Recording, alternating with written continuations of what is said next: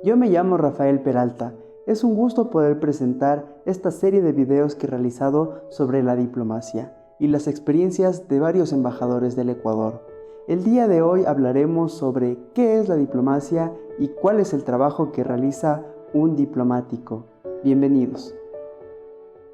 La diplomacia se inicia cuando aparece la figura política del Estado. El momento en que se relacionan sujetos de derecho internacional, se necesita gestores, actores que manejan el proceso de vecindad, de integración, de comercio, de intercambio, y se van creando sobre la marcha normas, vía costumbre, y luego estas son recogidas en una gran convención y ahora tienen un valor de jus cogens, derecho universal. Donde fracasa la diplomacia, revientan los conflictos internacionales.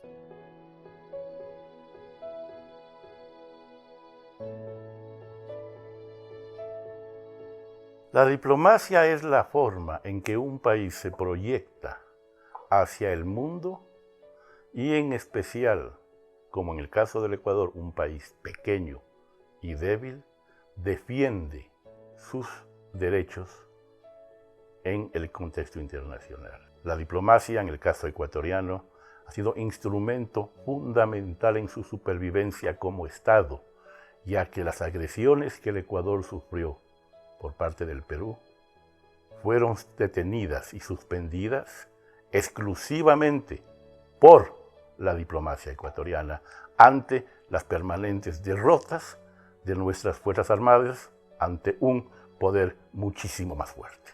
La diplomacia es un arte, es una ciencia y es un oficio. Es un arte en el sentido de que el diplomático debe tratar de crear en su labor algo que él espera o que los demás esperan de él.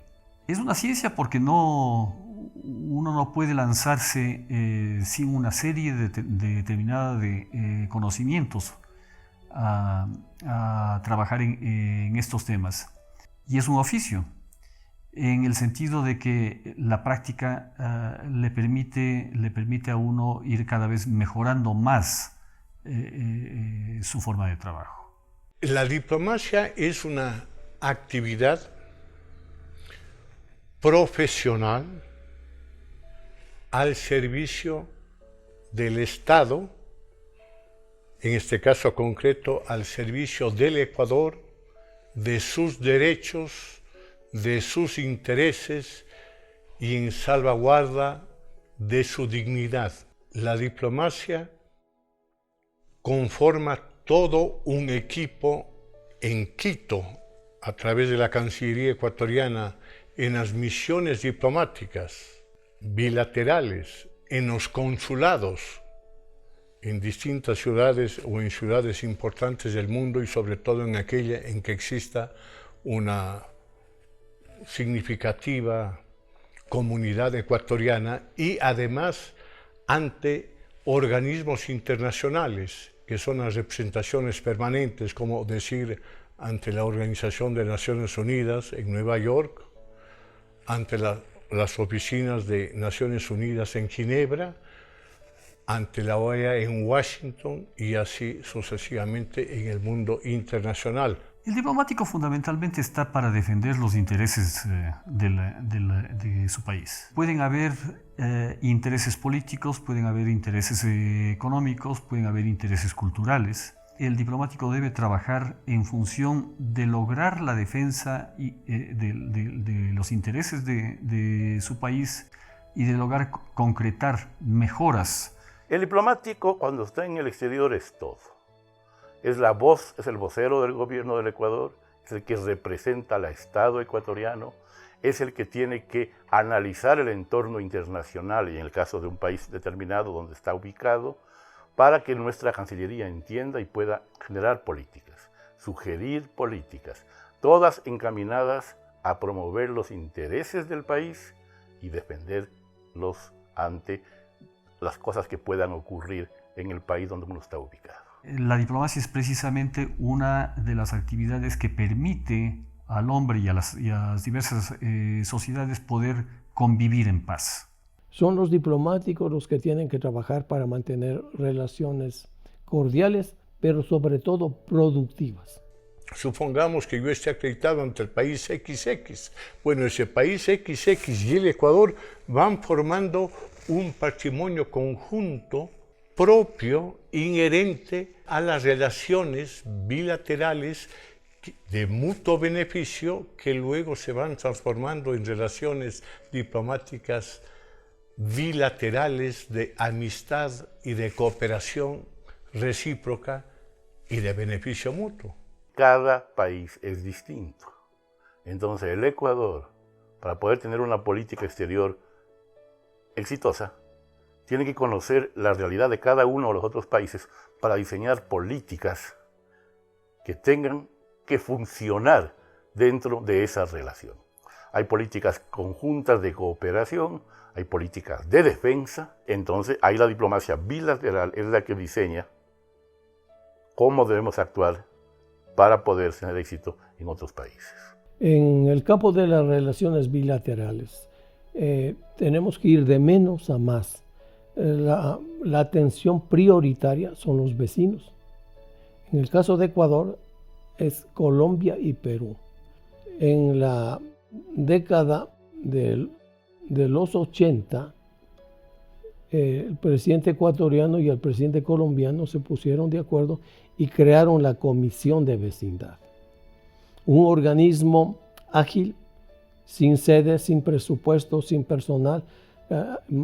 Estaba encabezado por un funcionario del Servicio Exterior y haciendo trabajar a las entidades nacionales en todos los campos, ¿no? Comercio, aduana, etnias, cultura, deporte, turismo. Se estableció la canasta familiar, cualquiera podía ir, comprar y volver. Se eliminaron los permisos, la cédula era el único documento para movilizarse, se dieron todas las facilidades y la economía creció de una manera insospechada. Durante los primeros 4 años del proceso de integración fronteriza, la tasa de crecimiento superaba el 70%. Pero toda política exterior debe tener continuidad, eso no es producto de un gobierno. Y entonces cambiaron los gobiernos y la tradición dice que todo lo que hizo el anterior no sirve. Lo honesto, lo inteligente es aprovechar lo bueno que quedó o que hay. La integración es algo que hay que comprender, que cuando uno está en un proceso de integración, cede soberanía y gana soberanía regional. Eso no lo entendemos y seguimos defendiendo intereses pequeños, momentáneos, en contra de los intereses a largo plazo del país.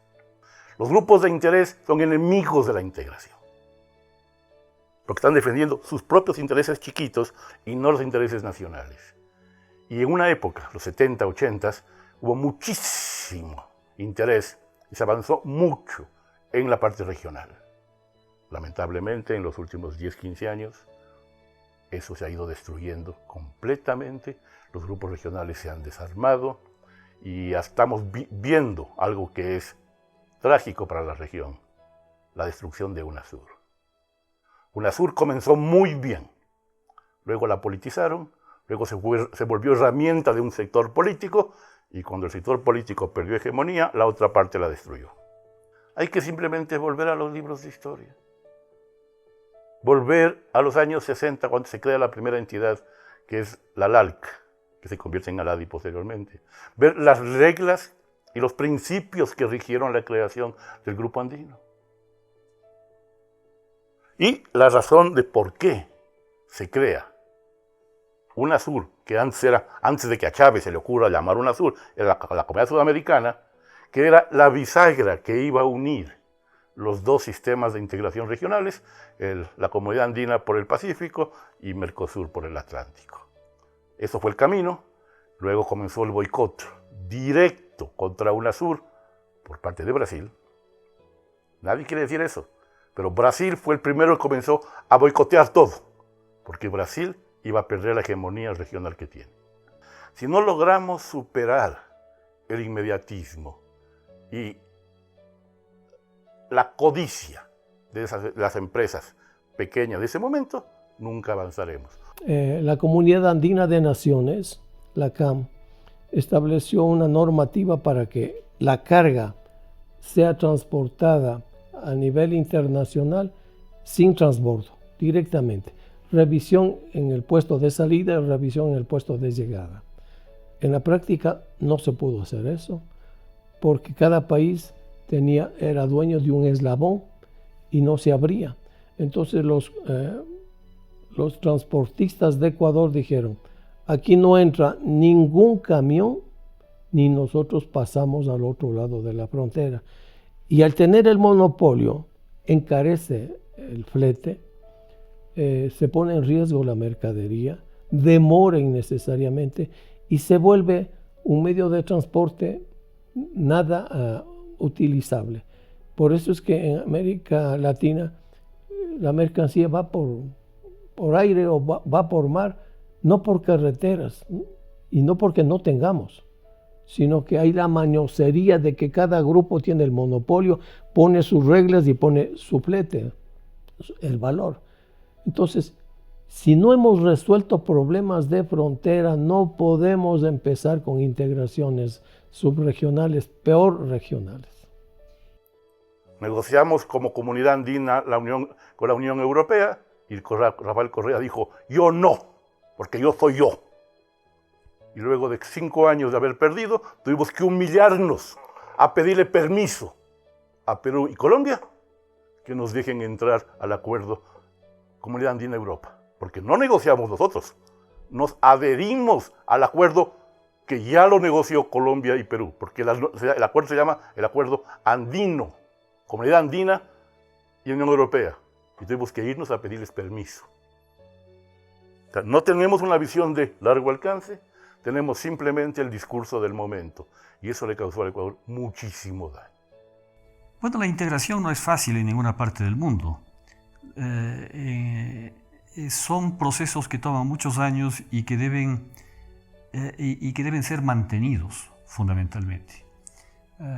Fijémonos lo que ha pasado en Europa. Se empezó simplemente tratando de unificar mercados de tres productos hasta llegar a lo que se llegó. Para los países latinoamericanos es especialmente importante, para el Ecuador es fundamental.